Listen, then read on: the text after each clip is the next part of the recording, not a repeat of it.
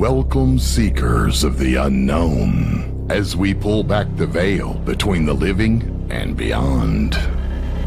Unraveling questions that plague our minds, and oftentimes presenting the evidence that may prove them true.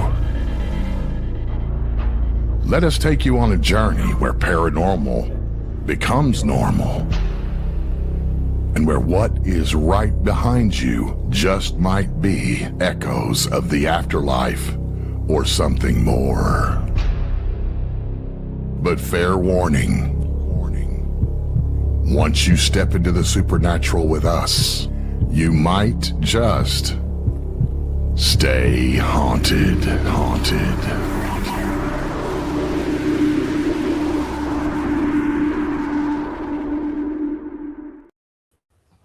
Hello, everybody, and welcome back to Stay Haunted. It's been a couple weeks. Yeah. Yes, it has. Happy Monday night. Happy Monday. Yeah. Happy Joy. Now, People might not think Monday's happy, but hey, Right. but we get to edging. do our show. So Yeah, we're that's happy. right. We get to see each other, get to do our show. We have great guests. What more can you ask for? I'm happy it's Monday, but then when we stop the show, I'm very sad it's Monday. Because then you know Then tomorrow starts The work. version does it for you. yes. It does. I will say this: it does seem like forever since we talked to you guys because of not having the show last week. So, Yeah. but you guys were away You're in in a happy place. a nice place, right? Yes, we were in Key West for 5 days. Can't beat that. Cannot beat that. No, we tried to find you. We tried to watch the video. We were there. We waved every time we walked by. Yeah, we're one all another. like, hello. I didn't see it. We went back. I tried to scroll to live He did. vicariously He through, and I'm like, I'm tried. trying to find him. I can't see him on the live cam. Where the hell are they at? I looked at Sloppy Joe's camera. I looked at Willie Yeah. T. We looked all night. Couldn't find you. So No, but we tried. So for everybody that doesn't know, Audra's parents have been retired for quite a long time. Lucky bastards. And they go down in the spring and they go down in the fall for anywhere between 4 to 6 weeks. So we go down once a year and spend at least 5 days with them down in Key West. It's not as expensive as you think for us because we stay on the Navy base. So we paid for 5 days what most people pay per night in Key West. So, Yep. and then we just spend 5 days, eat, drink, walk, eat, drink, walk, eat, drink, walk, drink, eat, walk, Repeat. Just repeat, rinse and repeat. But if you've never been to Key West, it is an awesome place. Yeah, I love it. Awesome place for sure. One of our favorites. yeah, definitely. Have to go down sometime, the four of us. Yeah. You don't have to twist our arms. We're definitely Right? Go down. I'm ready. I'm ready to go back. You guys done anything exciting the last couple of weeks? Well, yeah. I mean, last I don't weekend- remember. Last weekend, I don't remember. Or no, what did we do? We went up to too much drinking, right, Chris? Well, 2 weeks ago, I think we went up to see the full moon paranormal Oh, ladies. yes. Booze. Oh, nice. Oh, that's right.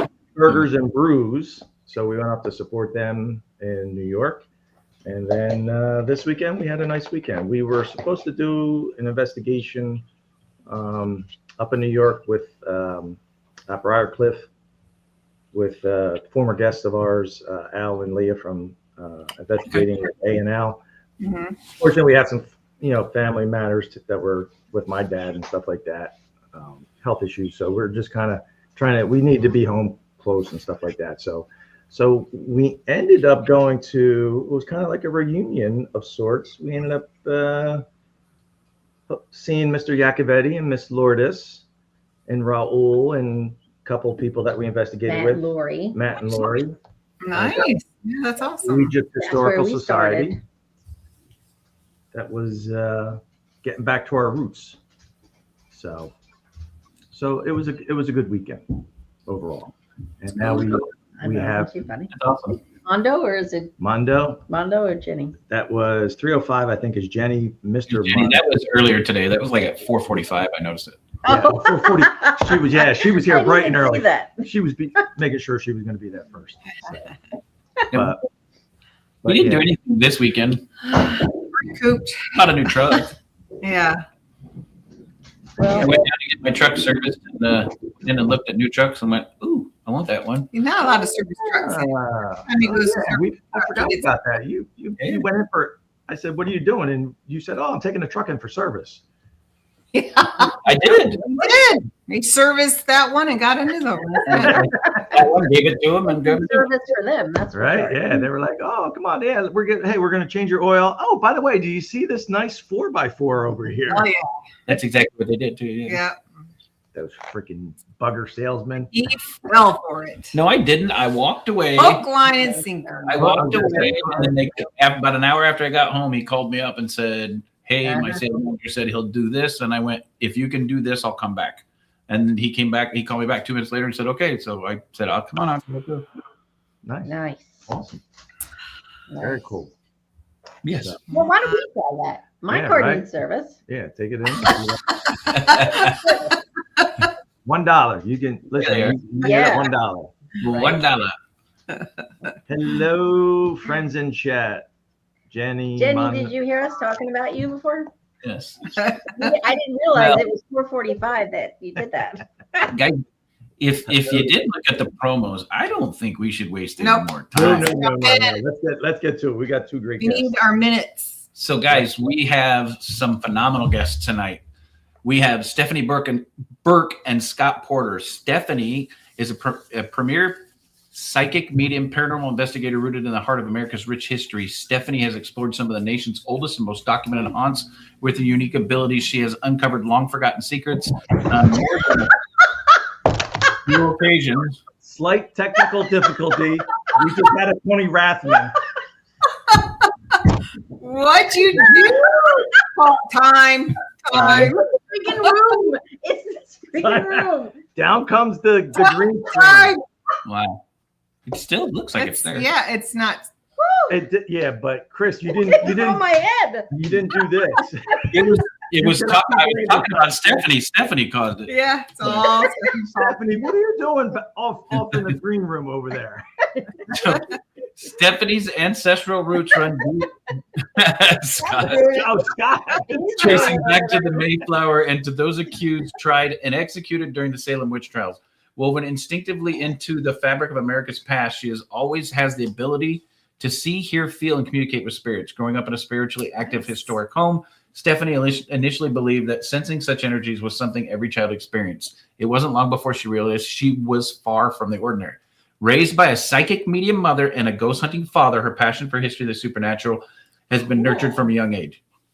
Stephanie's television appearances include Ghost Hunters, Kindred Spirits, Famously Haunted Amityville, and Secrets of the Asylum. Now, guys, along with Stephanie, we've got Scott Porter, a seasoned paranormal investigator. Scott, guys, if you don't know who Scott and Stephanie are, you guys have not been in the paranormal community. Not long enough. Right?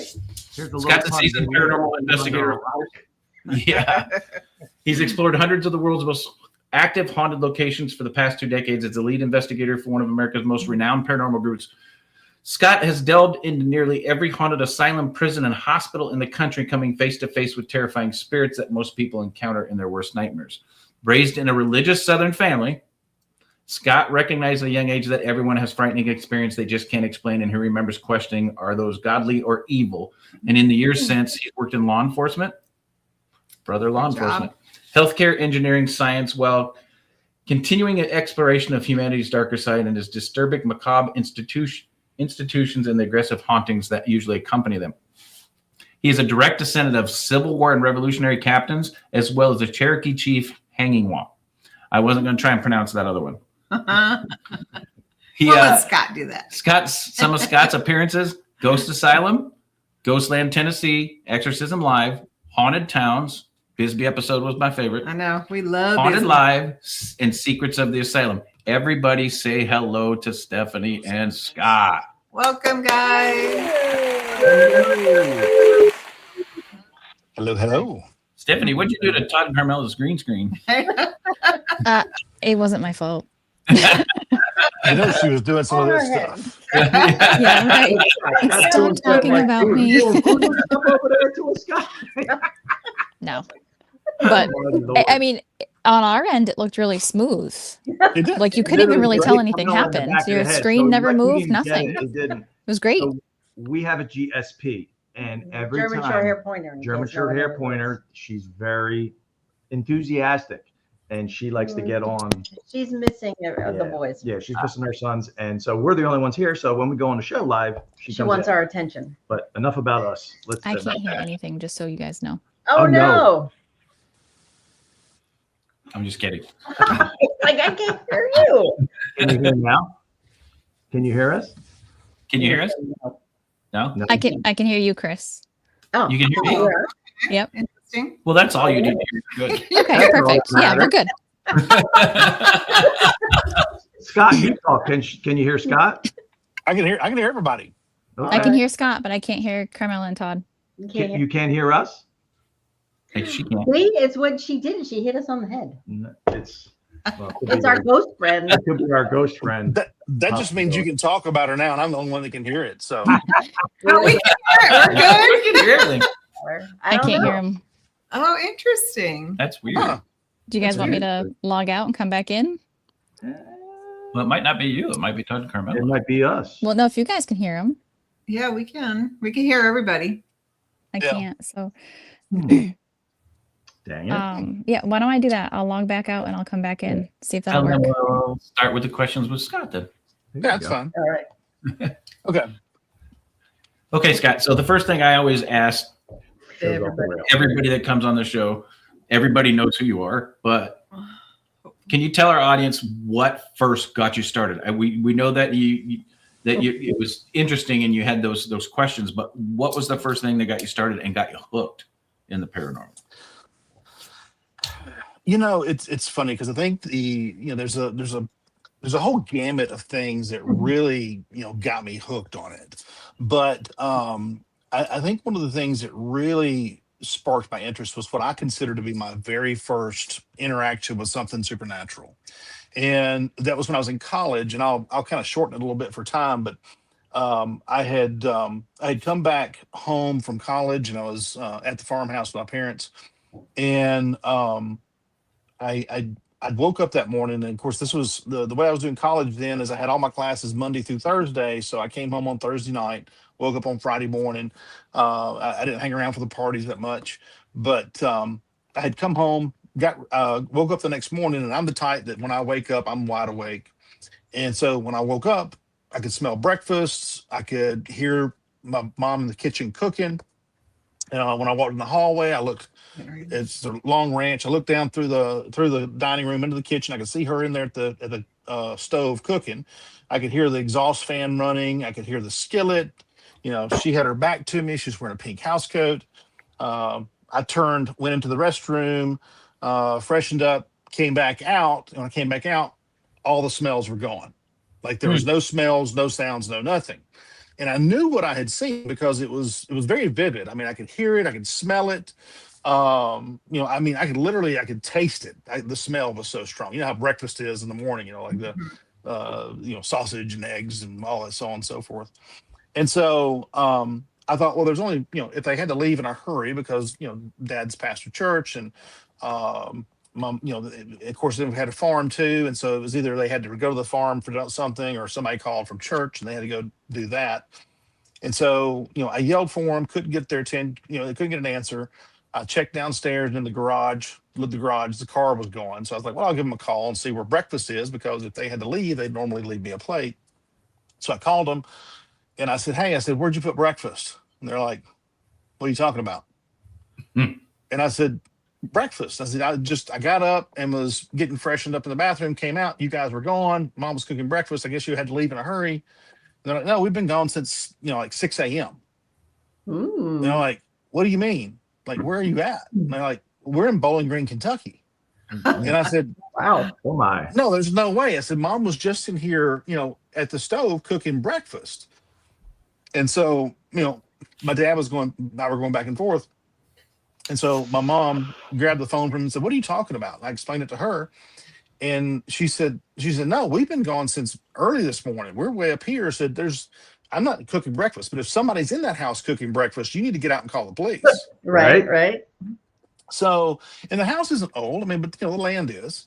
But it's funny because that was kind of like my first real vivid experience. Because up until that point, I had not had one of those vivid experiences, and so that one kind of got me all fired up, and I was very curious as to what happened, especially because as time went on, my mother would have me tell that story, and after my grandmother passed away, she remembered that when she and my father had gotten married many years before I was thought of, my grandmother gave her a hand quilted pink house coat, and she has no clue where it's at. Oh. And I had no clue she had it because it had been gone for years. So she gave it to her as a wedding gift. So who knows? Just it was one of those things, just strange and Yeah. a lot of synchronicity in it, and it just made me think, like, what are we dealing with here? This is kind of wild. Wow. Very cool. So before we continue, Stephanie, can Yes, you hear us? I can hear you now. Yay! Thank Everybody. God, it was fixed. Awesome. All right. So well, now I'll go to Stephanie's. So the question I asked Scott when you had exited to come back is, Yep. I like to tell people, everybody knows who you guys are, Mhm. but tell our audience, what was the first thing that got you hooked in the paranormal? Was it your abilities, or was it an experience? Was it an investigation? What got you started and got you hooked? That's a really strange question for me. And it's funny because I don't think I've ever been asked that way. Everybody says, like, what's your first story or what's your first encounter? What got me hooked into the paranormal?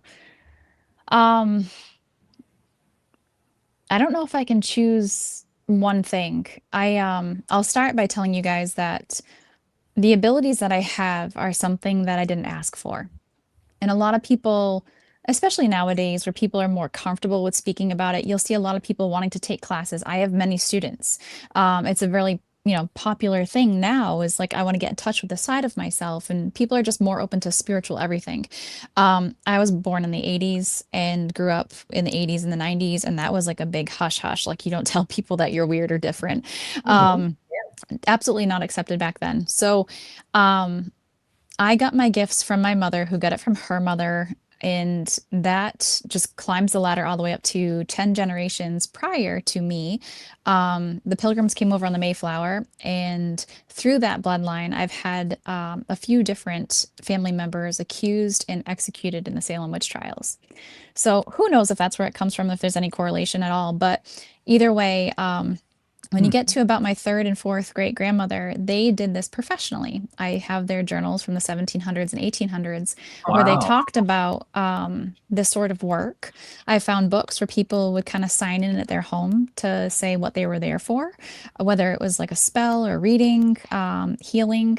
And I didn't know any of this growing up. I was very, very young when I first started my abilities. Whether it was just at home or, kind of publicly without knowing it. But my first vivid memory of seeing somebody that, wasn't there, or a ghost, was around like 18 months old. And I would sit up every night and I would say goodnight to this man who would walk out of the bathroom into my bedroom and then out the bedroom door. And he would wave to me every night and say goodnight to me. And I was like, cool, that's fine. But I saw the old black and white movie, The Cantersville Ghost, at some point. So way younger than I probably should have, but it wasn't, terribly scary. And so I thought every ghost's name was Sir Simon. So I was probably like, I was a strange kid anyways, but I was speaking in full sentences really early on. And I would, talk to my dad about how, Sir Simon was in the house. Well, it's because I named the dude Sir Simon because I thought that was his name. And so every ghost I saw in the house, which was built in 1792, was Sir Simon. Come to find out, they were all different. I just called them that. So my mom would always tell me that ghosts weren't real and to go to bed because she didn't want me to be afraid, and she wanted me to just kind of, be normal. She tried hard. It didn't work. But it wasn't until I was 7 that I realized what death was, and had the encounter with Sir Simon. However, it was my grandmother. She passed when I was 7, and I saw her living one moment and then not the next. And I was able to communicate with her and pass messages back and forth between her and my mom. And I didn't really need an explanation of what death was. I just kind of automatically knew. Now, being in first grade, going to second grade, um, I can't imagine having two kids of my own now, explaining that to a child so young, like, hey, so and so died. But just having that understanding on my own, like, I already know what that means. I should have known at that point, I'm a lot different than everybody else, but I was like, okay, this is a weird thing. And now I understand that everybody I've seen so far is not living. And I kind of kept it to myself as long as I could. And middle school was rough. High school was even worse. And I think it was, and I've had like some really profound moments that really, I now know as an adult changed my outlook on the paranormal. But even from a young age, I loved history. I love to know everything about the unknown. So I think if I had to give an answer, I was already weird. And I always had an interest and a love of history and just things that were odd, paranormal things, ghosts. I wanted to know more about ghosts. And I know that you guys read my bio and, I explained my mom's side, but my dad, saying he's a ghost hunter, my grandparents owned a travel agency, and my father went to Vietnam, and came back and traveled the world with the travel agency, and everywhere he went, he collected a ghost story. And I remember being about 3 years old, and I found, like, everybody has that drawer in their house that, like, you open it and it just had a bunch of printed pictures in it. And they looked funny. So I was like, why, what's wrong with the colors with these? And he said, oh, that was taken with infrared film. I was trying to capture ghosts. But that was with an old film camera in the 70s. Wow. So, in my whole life, my dad shared his love of history and paranormal with me. So it was just always a part of my life. I just didn't realize it was cool until other people started talking about it. I hid it as well as I could up until I couldn't anymore. And then, Ghost Hunters aired in 2004. And I'm like, holy crap, there's other nerds out there just like myself that I can talk to about this. And I was so excited. And that's kind of where my love finally took flight, was, oh my God, there's other people out there that are just like me. Awesome. That is fantastic. Absolutely. Yeah. So real fast, Steph, I have a Yep. question because you have that unique family lineage and history. Yep. Did you find that you had more of an influence from your father, from the paranormal side, or kind of the mediumship side from your mom Probably and both. stuff? Or was it like a combination of both, I guess? That's a tough question. I think I'd have to say a combo, but I think the love of everything came from my dad because he had such a love for it, where my mom wanted absolutely nothing to do with her gifts, like, completely. It wasn't until I was about 14 that I sat her down and was like, you either tell me this house is haunted or take me to get medication. She was a nurse. So I'm like, something's happening, and I can tell you that the man standing over there is wanting me to tell you this. And she was like, oh, fine, I'll tell you everything. And because it just wasn't something that she wanted to grow up with, and that was her choice and it was her journey. So it was kind of a taboo thing on that side for a long time, and it took me a while to kind of come out of the medium closet, so to speak. Because, like, how do you tell people that you've known your entire life? Right. By the way, I talk to dead people on the regular, and it's a normal Right. everyday thing for me because they're gonna think you're nuts. But my out was always exploring the paranormal because I could get that piece of me to have an outlet without having to tell people what I do. I remember I went to a ghost hunting event that my best friend Tim Weisberg had put on. This was like 2006. And I remember walking around and I had a K2 meter in my pocket, and it was the really old ones that you had to shove a coin into to keep it on. And I just put it in my hoodie pocket and I was walking around just doing what I do, like looking for spirits because I can see them physically. And I remember the whole room exploded and they're like, oh my God, the lights in your pocket, they're going off. You're not paying attention to it. And I was like, what are you talking about? And I was like, oh man, I really need to act more normal in public so people don't realize I'm different. And what about your kids? Can you tell if your kids have anything? Yes. Yep. My oldest definitely does. Scott's been around since she was 2, so he's been there for some of the weird things that she's done.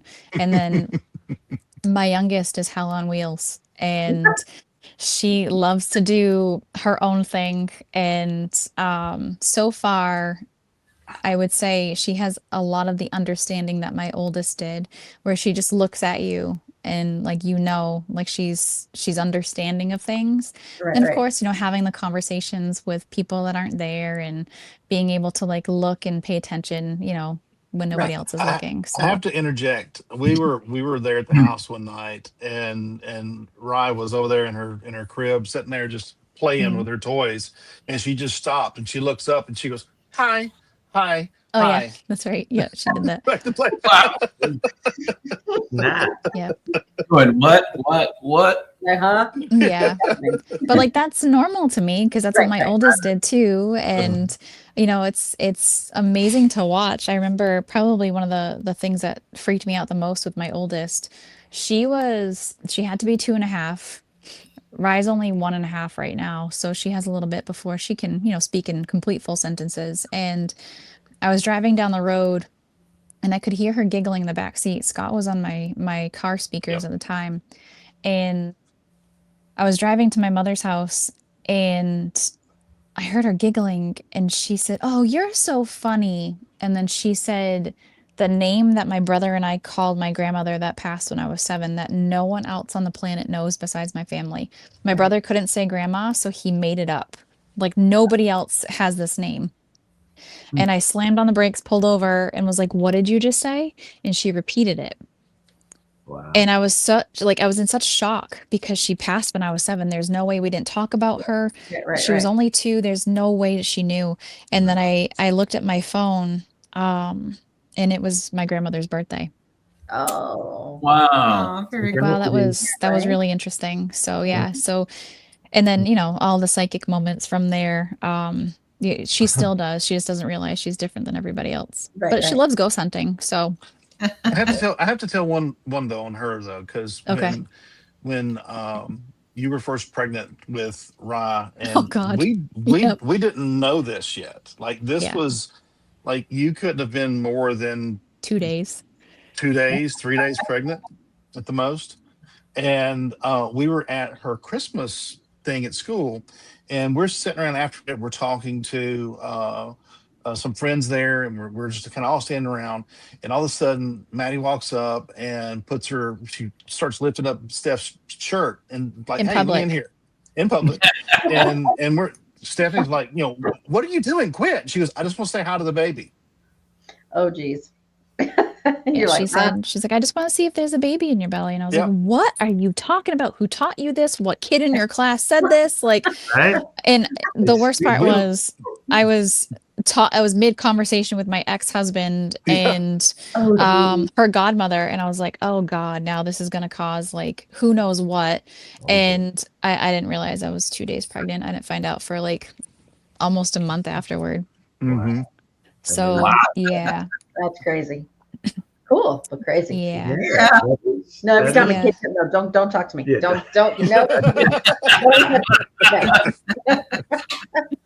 no. We've joked about it since. He came back up for the same Christmas concert, I think this past year, and he was like, "Tell her to keep her hexing fingers by herself." I was like, "We'll see." I bet we could just do a whole episode, just kind of show just you two telling Yeah, yeah, stories yeah. about different experiences. Right. Oh yeah, no, Kids and we have stuff like that. so many. There's so many of them. Yeah, That's it's almost 10 years worth. Yeah. I was just gonna say, when did you guys meet, or how did you guys get to know each other? That's a weird story too. Yeah, it was on a sidewalk. It has to be related to the paranormal, right? Yeah. So Scott was up here filming the Lizzie Borden episode of Haunted Towns. Yeah. And I mentioned Tim Weisberg being my best friend. Tim was the writer researcher on Haunted Towns.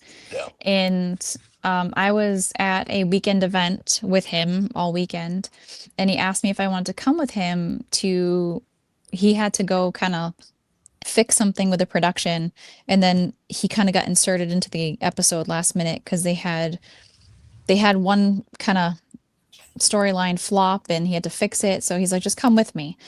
So I ended up going with him, not knowing, like, the guys weren't supposed to be there at all. I never watched Ghost Asylum. I didn't know what they looked like. I had no idea. So it's like, yeah, sure, I'll go for the ride with you. We'll go check out Lizzie Borden's grave afterward, you know, because neither of us had never been, even though we live 15 minutes away. And Scott was actually filming with Tim. And all I know from my perspective, and then Scott can tell you his, is I know the truck that Tim kept getting in and out of just pulled up in front of me when they were done, and Scott jumped out and shook my hand, and I was like, "Oh God, like what is this? Like who are you?" Like my whole world froze, and I was like, "Oh, what was that feeling?" Like I don't know what happened, and I I think just we reached over, started. wiped the drool off of her lip, and Oh, stop it! You're the worst. But you know, I didn't show up there looking for anything. I was just, Right. you know, looking forward to like our adventures afterwards. And I was like, oh my God, I wasn't expecting that. But we talked for about an hour, like in a group of people. And I think we started, you know, talking regularly back and forth about 2 weeks later, and we've talked every day since. It's been almost 10 Mhm. years. So, Wow. That is Yeah. awesome. and if I Sometimes left you anything never out, know. babe, you can pick up Fill the it in. slack. But I mean, it's a much deeper it story, but I don't is, know if we but have time for that here. probably But not. you know, it's still a cool story. So we'll That have to do that sounds like some a other book to me. Just saying, maybe. time. I mean, it's definitely a big chapter in it. Yes. Because that kind of started a series of events that neither of us expected. You know, not only, you know, romantically, but paranormally. Yeah. So it was definitely, I think it elevated both of us in any abilities that either of us had, and our know and love of the paranormal. So All right. Interesting. I have a quick question, if I may yes. ask. So now that you met, and then your abilities and Scott's, paranormal investigation history, how does that play? How do you play off of each other during investigations? And once you started to, kind of start doing investigations together, and one being Eloise, I know you had the Secrets of Asylum. Yep. So maybe talk a little bit about that, how that, what it's like to work together, aside from the relationship part, and how you maybe feed off of each other. And if there's any conflict with how you Yeah. investigate from the abilities side to the investigation, looking to debunk things side. Yeah. Oh man. Well, I mean, there's always conflict because I get in her way. It's funny because when she gets in the zone, you just have to kind of watch her and let her do her thing and take notes, and Yeah. then come back to it later. But don't let her see you take notes, because then that bothers her too. So you have to hide and take stop it. notes. That was not true. I saw you I taking notes. We watched the Eloise Asylum, the Secrets of Asylum. We watched you carrying your notebook around. So is that Yep. what you're maybe kind of hinting at, Scott? That's it. You have to have the notebook. So because don't interrupt her. Let her do her thing and get all of her stuff. Because once she gets in that stream of consciousness, you don't want to break that, Right. because you don't know what's going to come out. And I think that with Secrets of the Asylum, it was great because Fox let us do whatever we wanted to do. They didn't Yep. control any of the aspect of the show. It was literally, you guys go in, do your thing, and whatever happens, and that's what we'll go with. And that's how the show was shot, which is amazing because I had never been a part of a show like that before. Every bit of our experiences it's what wrote the next chapter. Yep. And I think the neatest thing is like Steph would get in this stream of stuff and just spitting things out, and you'd catch a name, you'd catch an event or something, and then she was use of a legal term, a Chinese wall. So she was kind of kept separate from all of the information that I was collecting or gathering. So she was not tainted with knowing anything about the location. And so I would take that and go back and try to do research to see if I could find something that she said or something she spit out. And it was crazy to see how many times she hit on obscure things that no one would ever be able to go and research unless you really dug into personal stories of the location. Right. Yeah, or one of those giant books that come from the historical society that you can't Google. Yeah. But we had a great team that spent like all night Yeah. looking through that stuff too, to make sure that they didn't leave any stone unturned. I think as far as how we investigate together, we're very similar in our beliefs. So the only conflict that we have is like just, personal conflict. Like, hey, like you're big, you're in my way, or hey, shut the flashlight off because I can't see dead people Yeah. unless it's dark. Like silly little things like that. But for the most part, we investigate very similarly. Mhm. He has a belief in what I do. Like, have I had to prove it? Yes. Because just not to knock anybody, but everybody's a psychic nowadays. Yeah. Every team has a psychic, or everybody claims to know things, and so I've always known, especially coming up into all of this very early on, you really had to prove yourself, otherwise you didn't get anywhere. And it's not something I ever asked for. Like, I didn't ever plan on doing TV. I didn't have any interest in doing it, but I had to obviously prove to people that I could do what I could do, and I had to do the same thing with Scott too. But I don't think either one of us relies on the other. I think we're both in it for the experience, and really, truly, not so much the experience of, oh, hey, like let's go and get some evidence and see what happens. The experience of really finding out, like, who is there? Why are they still there? What is their story, and like what can we do? And that's really what we did with Secrets of the Asylum, and that's what we wanted to do. Both of us were so over the idea of going to one location, filming there for a short amount of time. Hey, did you hear that? Okay, let's go home. And then, you're off to the next location the next week. It's rushed, it's crazy. Not to say we'd never do that again, but like do it our own way, because that was the formula of TV shows for so long. Like, oh my God, run, scream, hide. Did you hear that? And then the thrill, and then it's scary, and then you're on to the next location. Where Scott and I had so many questions, like, who was that? I know Scott had personal experiences filming one of his shows where he wanted to use like actual evidence that he found in books. Like, hey, this is who I saw. This is what we need to talk about. And the production company didn't care. Where Fox was like, you do what you want. We asked our showrunner, who was phenomenal. All right, so like, do you guys have an outline for the show? They're like, nope. Like, okay. Well, what are we filming tomorrow? Well, it depends on what we find tonight. We were both like, this is a joke, right? Like, we have no idea what's going on. Like, they really did give us free reign. So we didn't know what the next episode would be. The ghosts literally wrote the show.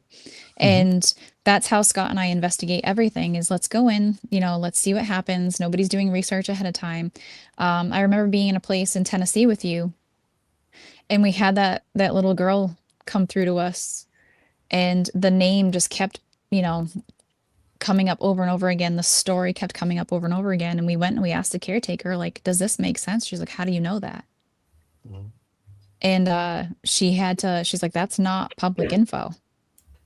But she literally said, she never comes downstairs. She's only been made contact with upstairs, and we made contact with her downstairs. Yep, she came to find us, and she told us how she passed, and that was 100% accurate. And that's really, I think that's, if I had to like slap a label on how we investigate, that answer really is, we go in and we want to receive the information that needs to be told to us, and we want to back it up with historical documents. Right. We watched it, in preparation for the show, and it really was, it's a 6-part series. Guest in the chat, if you haven't watched it yet, please go out and watch it. It's an awesome, I think it's 6-part series, right? Yep.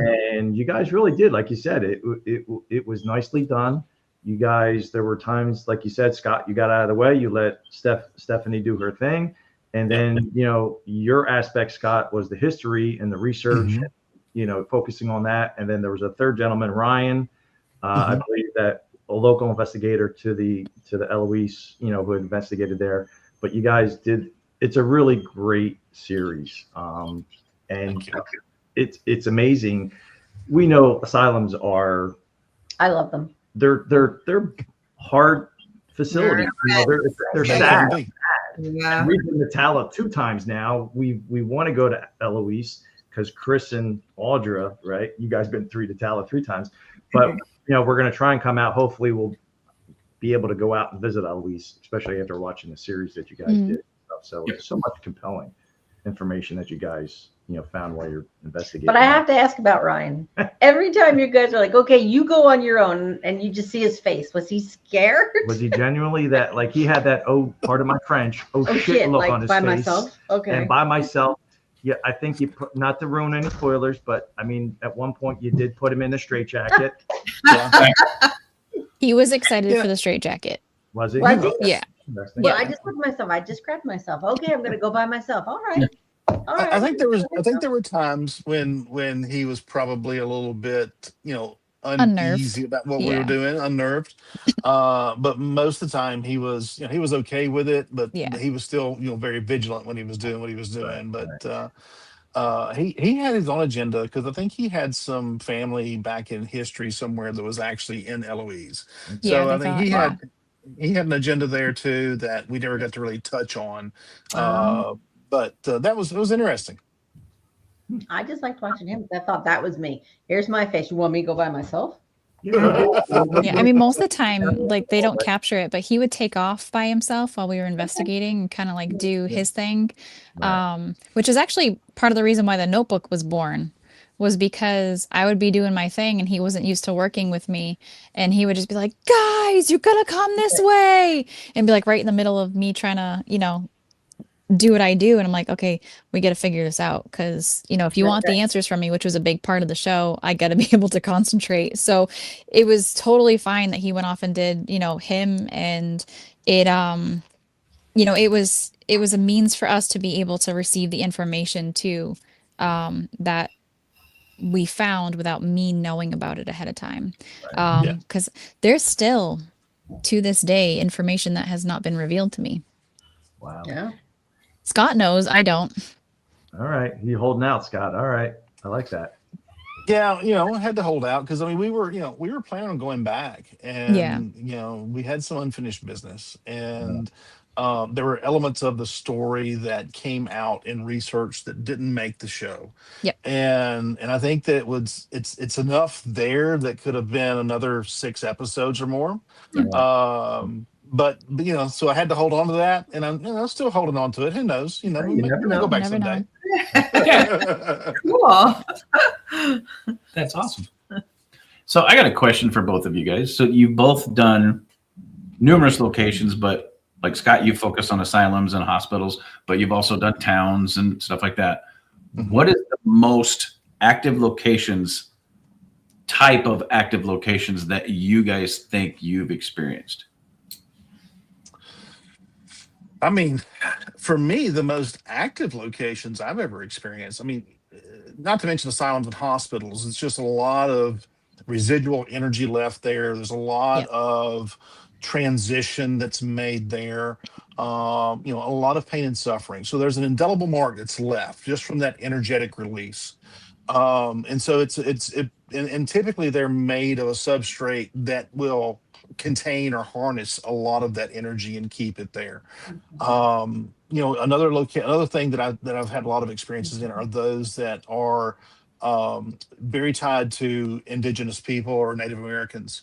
Having that lineage myself, it's interesting to go to these locations and to make contact. There's been several times that we've made contact with extremely large spirits that a lot of people may look at those and think there's something else, but it's actually a Native American spirit, and they're very, very strong, very influential.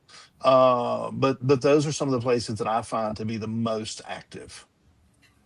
I think I was so used to obviously being in the New England area, like everything out here is much older, not necessarily because of, the land or anything of that sort.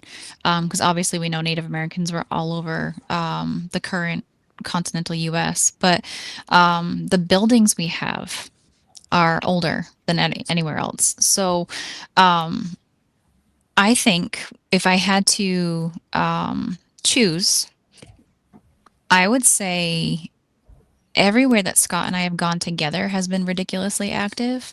Mhm. And we started to notice, I think it was something to do with the two of us being in the same room rather than whether or not a place was actually active. We've had experiences at locations with specific spirits that have come out only for us and never come out again. Hmm. There was one location that we did where a Native American spirit showed up in a room full of 30 people and people went screaming, running out the front door. Wow. And it's never happened again in the last 10 years. Mhm. It only happened to us. Wow. So I think we stir something when we're together, and it might just be the energy of us being together, and like that's totally fine. It happened at Eloise with us. Um, it happened in many locations that we've been in. Sometimes we've been in some places that we've never even told people that we've been to because we can't tell anybody we've been there. Right. But it's happened there too. So I think activity is really what you make it. And Mhm. it all boils down to your intentions and, what you're trying to accomplish. And I've told people this forever, like the spirits can sniff that 3 miles out. They Mhm. know if you're going just to collect evidence. They know if you're going just for a thrill. They know if you're going with the intention to have a conversation to potentially help tell their story. And I think we both come from the same place when it comes to that. We've been, I guess we'll call it lucky enough to be visited in our dreams by spirits too before we enter locations or before we even fly to the state that the location's in. And I think that that just comes with us being who we are and having those intentions ahead of time. So, I don't know, and I think the story's still being written, and that might change in 5 years, 10 years, or it might stay the same. I'm not sure, but as of right now, at least that's what I've noticed. Awesome. So I actually just about the dreams part, and Yep. like I said, I'm not going to give any more spoilers, but during that episode, right, Scott, you woke up. What happened? Tell the audience, our guests, what happened during that. Oh, oh gosh, there were. Well, here's the There was a thing. lot that wasn't There, filmed. there was a lot. There was a lot that I filmed with a camera or with my phone in front Hmm. of me that couldn't be aired. Um, but it was interesting because one certain individual came and kind of entered our dreams several times Yeah. leading up to our investigation, and she kept presenting herself in a way that in the dream was very Horrifying. yeah, I was going to say very very horror film Yep. or scary movie kind of Okay. of scene. And so it was hard to digest, but what it was is she was showing us clues as Yep. to what happened to her and what made it happen, what made that come Yep. about. And she led us to the location where we believe it's where it's happened. But she would come to our dreams and would show up, and there were things that were said too that we Hmm. never were able to figure out what they meant. Yep. So there's still information in there that just we never it was never um, we were never able to uh, document it somewhere in the record of the history of the location. Where I mean, like where there was other pieces that entered our dreams and we found, and like Stephanie made psychic connections with when we were talking about horses, and then we Yep. found out Hmm. about the tavern. Right. We did not know about that because we hadn't dug back in the history that far yet. Yep. So. right.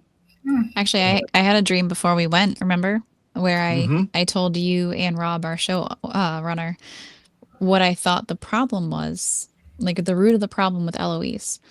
And I don't think either of you knew at the time what that answer was. I think you found out the very last day we filmed, but I still don't know how the pieces connect. But I know that they both kind of alluded to the fact that like they finally get an answer to my dream. But we had a lot of dreams. I started calling them nightmares because we'd get away from Eloise and Eloise followed us home. Mm. So it didn't matter. Like we didn't sleep for like 2 weeks at a time. Really? Yeah. Even Yep. now, as a medium psychic, when you leave a location, even like Eloise or any asylum or any haunted location, do you both do some type of, kind of cleansing or kind of, hey, Ritual of some stay here, don't follow us home? sort. Well, I think something as simple as just like you don't have to stay here, but you're not coming with me, Mhm. is totally okay. I think a lot of it boils down to like who you are as a person, what you're doing to just kind of prepare your body to go into something like that. Because let's be serious, whether you're going on a fun ghost hunt with friends or you're doing something as like absolutely draining as Eloise, it uses every ounce of energy that you have. You are a walking battery. So, they're draining batteries all around you. They're draining your battery too. Like the paranormal hangover is real. And That it is. so, there was really nothing that we could do to get out of the paranormal hangover. I ate a lot of carbs.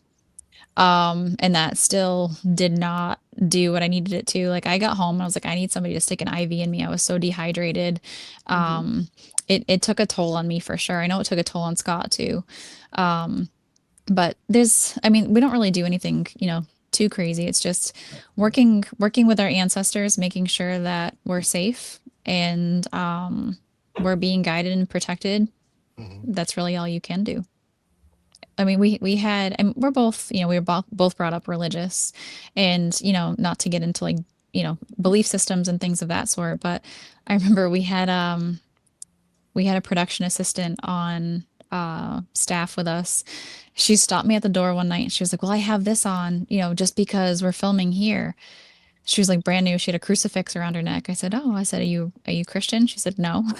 I said, "Okay." I said, How's it going to help you? "It's probably not going to help you, honey, unless you believe in it." Right. And that's something that people don't really like think about. They think a crystal in their pocket is going to help or a crucifix around their neck is going to help, but it really is what you believe in and what you put your faith and your energy into that will help you. So, Agreed. Yep. Wow. No, I don't. I'm not Christian, but I'm going to wear it anyway. like, you do you, babe, but Right. Can't hurt, I guess. Gets a can. Never say never. yeah, be too careful. Well, the strength and protection comes. It's all inner strength and protection, right? And if you're wearing a symbol of belief to give you that strength to help protect yourself, then what's the use of wearing it if you don't believe in what you're wearing, right? Right. There And, you go. people that walk in or people that carry, Bibles with them or shout Bible verses or hold a crucifix or like, I mean, did you guys ever see the commercial for that show? Was it Ghosts on ABC Oh, where they lit the sage and like all the ghost characters are like, "Oh no, oh, smells nice." Like it just, you got to think like you're shouting Bible verses at what you consider to be like something unknown or demonic. Like, does it care? Probably not.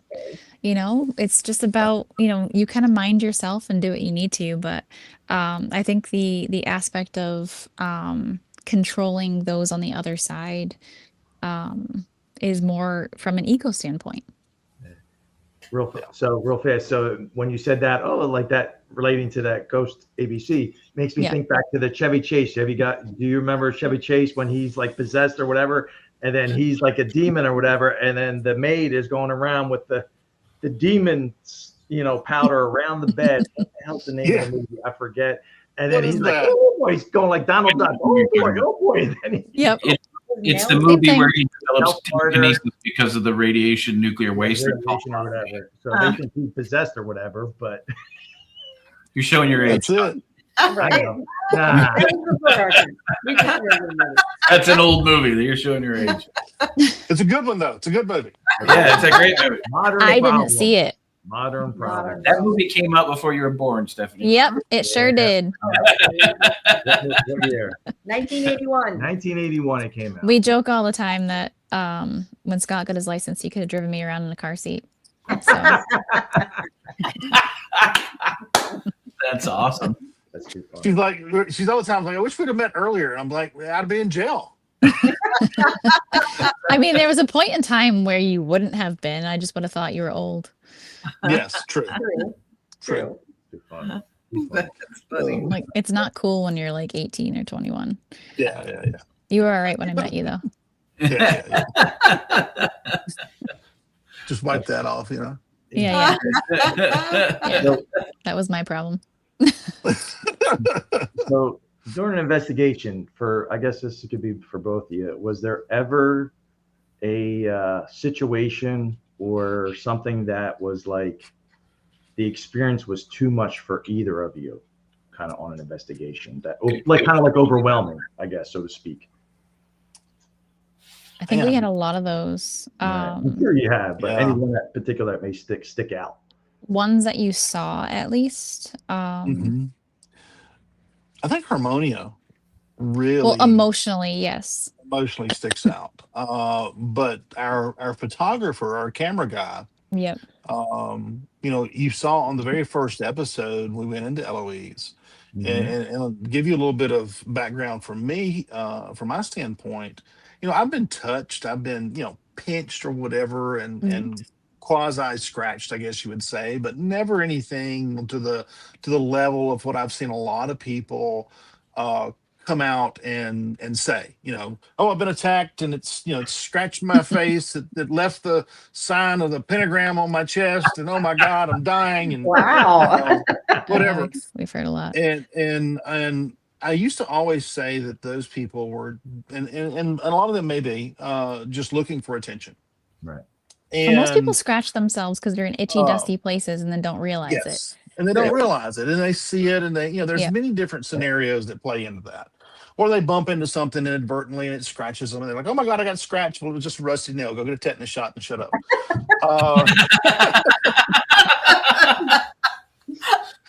But We need to investigate with him. Yeah.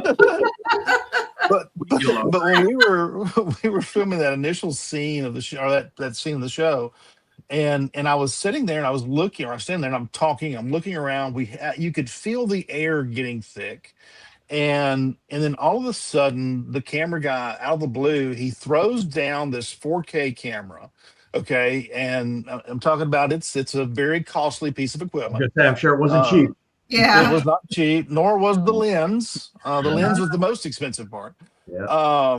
But he threw that down and screamed out that something was stinging him in the back. Yeah. And so, I mean, it was summer, it was warm enough that, you could probably have wasps or bees or stuff in there. And it's like, okay, well, what's going on here? And Steph's checking him out and asking if she can raise his shirt up to look underneath it. Yeah, you don't want to just go strip people without their permission these days. Yeah, I mean, you got to get permission to strip. Right. You Good can get idea. locked up for that accident. Yeah. That's a whole nother show. Right. But anyway, when she pulled his shirt up, I was looking at him and trying to figure out what had happened to him, and I was fully expecting to see a wasp or some type of insect come out that was stinging him. Right. And I'm allergic, so I was really cautious. And she's allergic, so I don't know why she jumped in. She should have just stepped back and let me do it, but I think she wanted me to have two patients. But you could see these scratches, and they were just starting to ooze blood. Okay, so he had on a shirt that was like one of those really slick, like golf sweat wicking shirts that if you hang a speck of dust, it tears the shirt. It leaves a run in the shirt, like pantyhose, so to speak. Yeah. There was not a stitch out of place on this shirt. Nope. But yet he had scratches all over his back that were bleeding, and there was no blood on the shirt either. And the scratches were in all different directions. They were. It looked like somebody just crazy. did this. Yeah. And it wasn't just straight And down. it wasn't him, because unless he's like Elastic Man or whatever. There was no way. Watching him. We were watching him. His hands were on the camera. He was holding the camera, like this big old camera on his shoulder.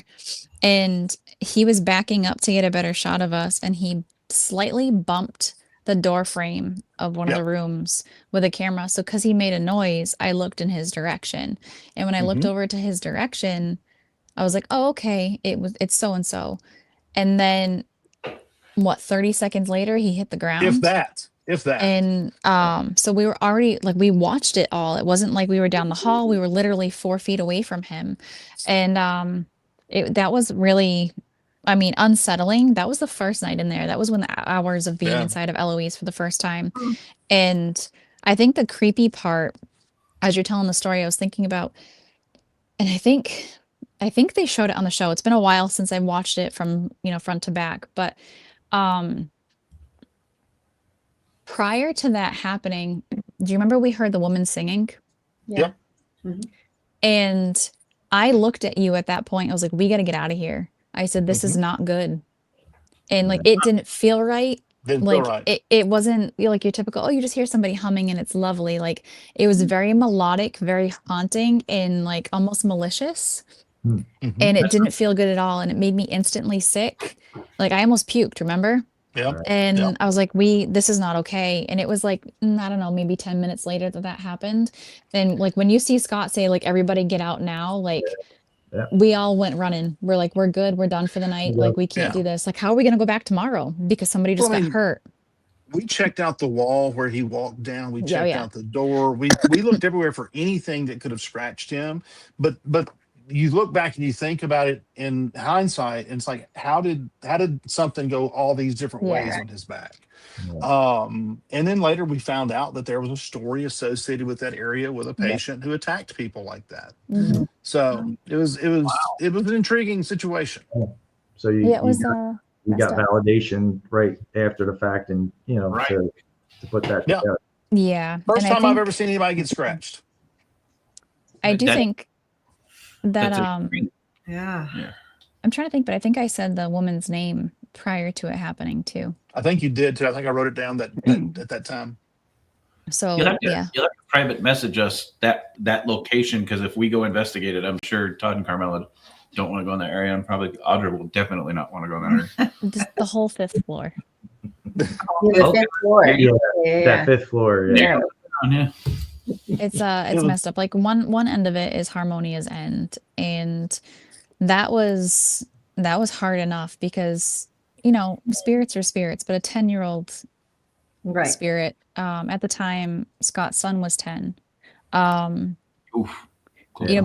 Being parents, it's hard enough, but to be in that bathtub and to have heard that voice Right. audibly, like I'm pretty sure I said not words that weren't safe for TV when that happened, and I think they cut them.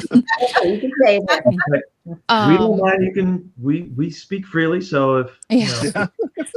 feel free to drop an F-bomb or an S word or whatever. Well, I think they did cut out my F-bomb because I think I did say, what the F was that? Because I rose up. I heard it like clear as day, Yeah. but I also know that I hear things that other people don't. So when I whipped my head around and looked at him, he heard it too. And I remember we had a great audio guy at Audio the guy. time, and he was in the next room listening, and he actually walked in and like was like, I got that. Like he pulled his headphones Yeah. out and he's like, I heard we it. got that. We got it. And I think he said we got that on every microphone. we got. did every microphone. We had 2 camera guys with us because we worked with a skeleton crew the entire time, which I think I would probably do on any TV show that we ever do ever again. Like it just made it so much more authentic, and it was just less crowd. And our showrunner was in front of me with a camera, and he's like, I know I caught it because it's right here. It like rose up out of the tub at me. It was so bizarre. And but we caught it on everything, and I remember them telling us, yeah, that didn't turn out to be anything. We begged them because it was against their policy to let us anywhere near the evidence. And we begged, we're like, please just let us listen to it. Like, Right. please, please, please let us listen to it. And when we did, Scott took the advice that I tell people all the time is when the other side has a conversation with me, I have to ask them to slow down all the time because they talk too fast. So when he slowed it down, we got a full sentence, and that's the EVP that you guys heard. And it was a direct answer to us asking, like, what happened to you? Right. Yep.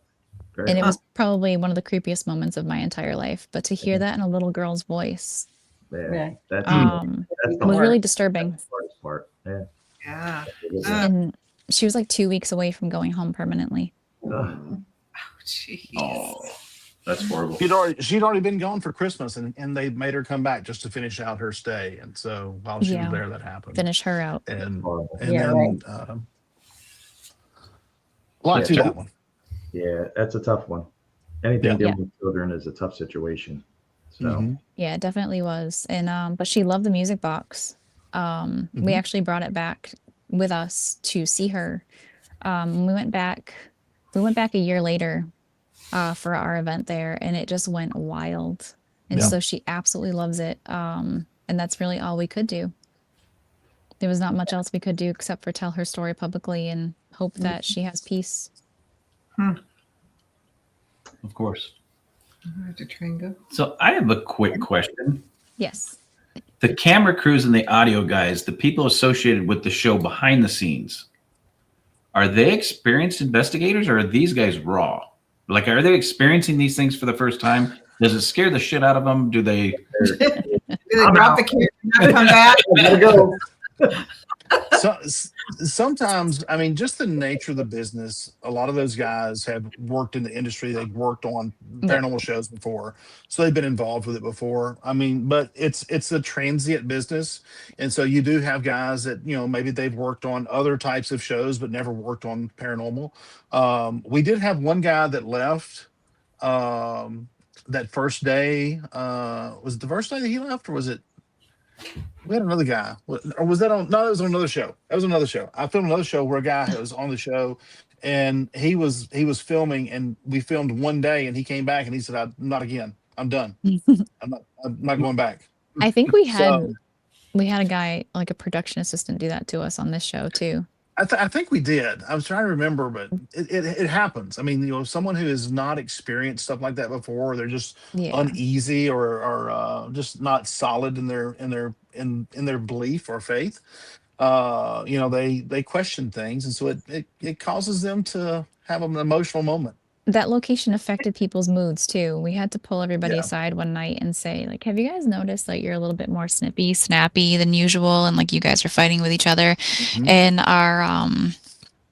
our co-producer said, you know what? Yes. And like we noticed him doing it, but we noticed it within ourselves too. Like Scott and I don't fight. Yeah. Like if we do, like we'll bicker for a second about something and like we're done, we're over it. Like there's no need to hold a grudge. We were like blowout, like having, you know, a battle, and we're like, what is going on? You ate my nice White Castle, and it's 3 a.m. It was just White Castle, Scott. ugh. It was like the craziest thing ever. But we noticed as soon as we get like a mile away from it, our moods would Yeah. change. Yeah. And we were like, huh. So it just, when you're in the thick of it and you're working like crazy hours, like we wouldn't start work till 10 o'clock at night because the sun didn't go down till 10 o'clock Yeah. at night in Michigan. Yep. I didn't know that. So we'd work till 5 o'clock in the morning, and then, you know, he'd have to do day interviews. Yeah. It was just, and like you have to eat, you have to do like normal human things. It was tough, but yeah, it was But we were in was the a- building consistently for 2 weeks at a time. yeah. Yeah. But- How long did kind of shooting for that series take? Was it a couple weeks or a month? We were It was like a 6-month time period. Yeah. But we would shoot for 2 weeks at a time, and then we'd have a Yeah. couple weeks off, and we'd come back for another 2 weeks. Oh, okay. And of course, like pickups and, you know, things like that obviously took Yeah. a little bit extra, but like the main filming portion was like weeks at a time. And like we didn't go home for 2 weeks. It was wild. And just being in the middle of all of it, and then everybody else was there for the same amount of time too. We only had Saturday off, I think. Yeah, I think it was Saturday. Yeah, They gave I think us- it was Saturday. yeah, or like just- Sun- yeah, Saturday. Saturday or Sunday, and they just said, like, go Okay. ahead, go do your thing. But yeah, The we rest of didn't the time, we have- just marinated in ectoplasm. yeah, pretty much. And like Paranormal. it was weird because you had this like weird excitement to go there, but you knew what it was going to do to you. And I remember there was one night, and talking about like the crew having a belief or not, we'd have to call upstairs to where our like headquarters was, and we completely trusted our production manager. She was amazing, and we call her on the walkies, and we'd say like, are you moving? And she's like, no. And it just sounded like somebody was rearranging an entire house. It was crazy. But there was one night we had that one woman, I can't remember what she did. She might have been like a production manager's assistant or something. Yeah. I don't want to say it because I'm not trying to be rude, but I know that she was the one that took our food orders. Yeah. So like I knew like that's the correlation I had with her at that time, was like I had to give her my food order every day. And she was so nice to us. And we said to her one night, we were in this room on the second floor where all of our stuff was like kept and locked up, and like all of our production stuff was kept. And she came like out of this closet and stood there, and we're like, oh, I think her name was like Tammy or something. Or like, good night, Tammy. We'll see you tomorrow. She had a very vivid color shirt on. Like it reminded me of a peacock. It was all peacock colors. It was very bright. You can't miss her. She was very tall too. And we're like, okay, we both said goodnight to her, like, bye. We had our backpacks on. We walk out the door, take a left, and she's walking up toward us. Ooh.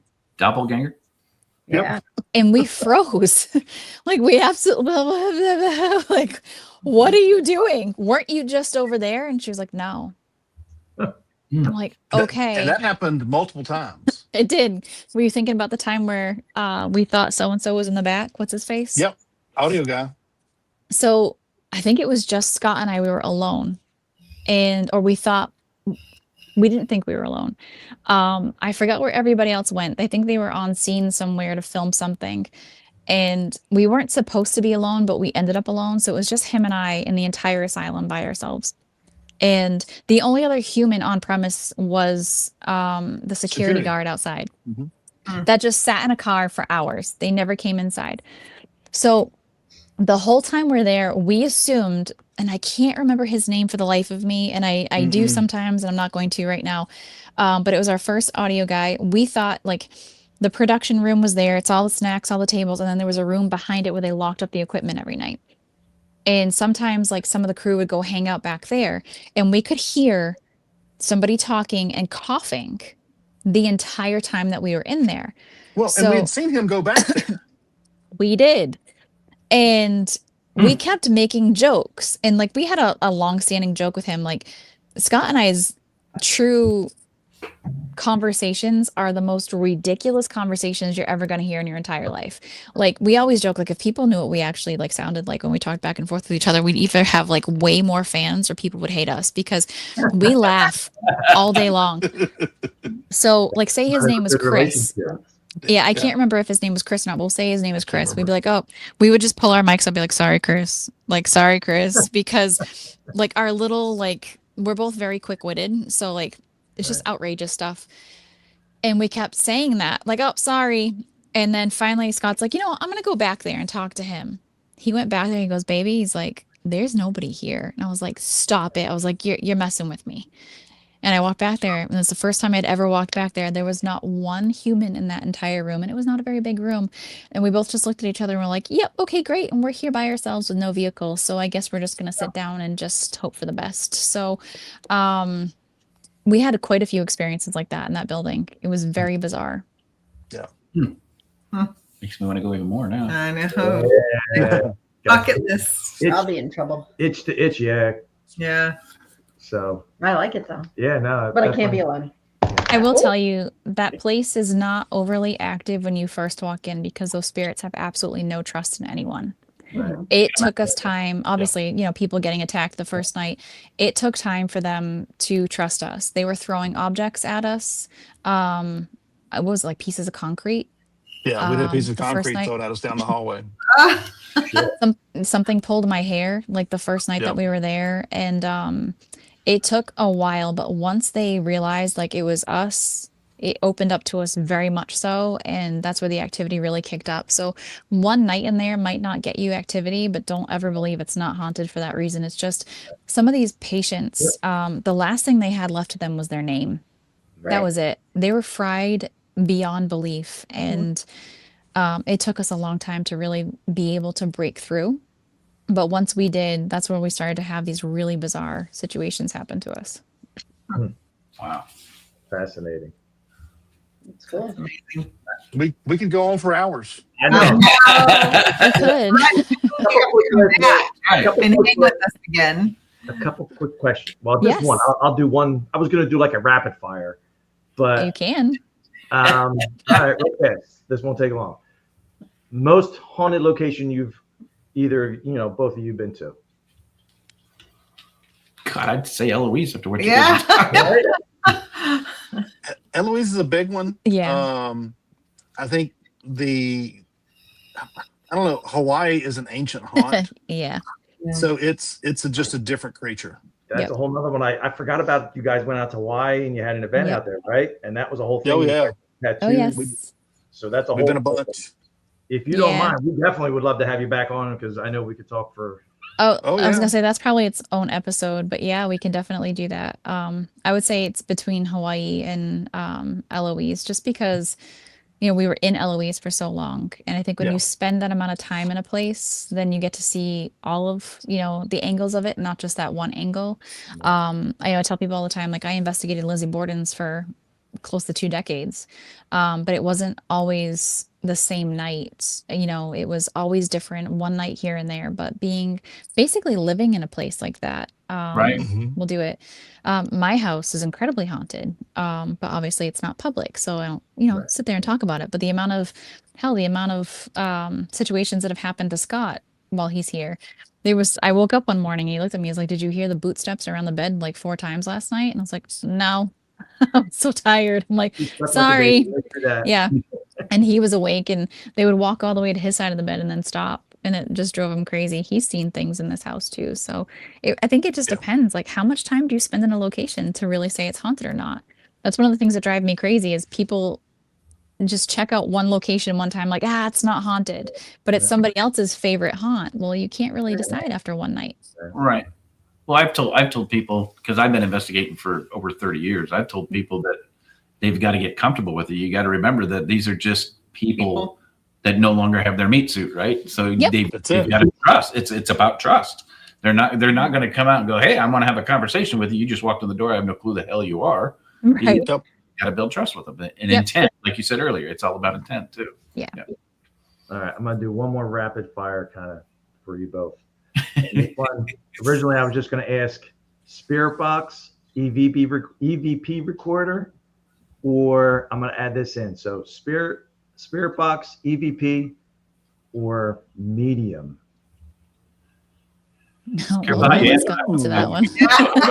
Ooh. Because I know, not to put you on the spot, Scott, but No, I mean, I think it's and we call it rapid fire because you expect a quick answer, but I don't think you get a quick answer on that one.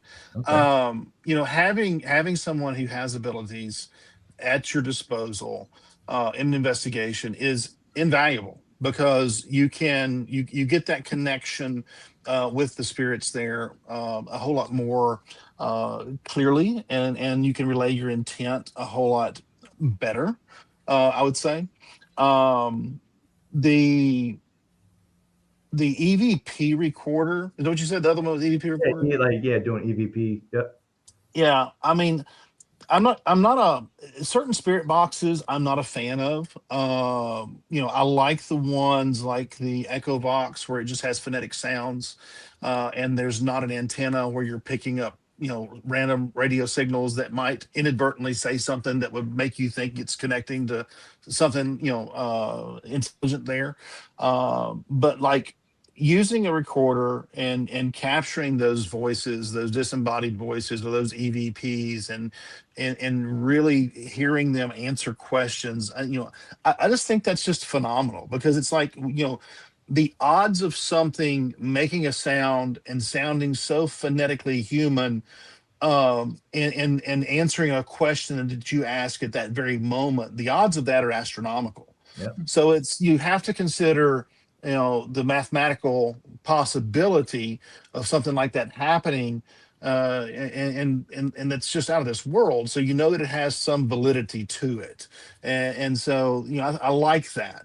With a medium, I trust Steph, and I know what she does, and that is invaluable. But like if it was a random person out here who said they were a medium and I went in with them, I'm constantly gonna have a grain of salt because I just don't trust them. Yep.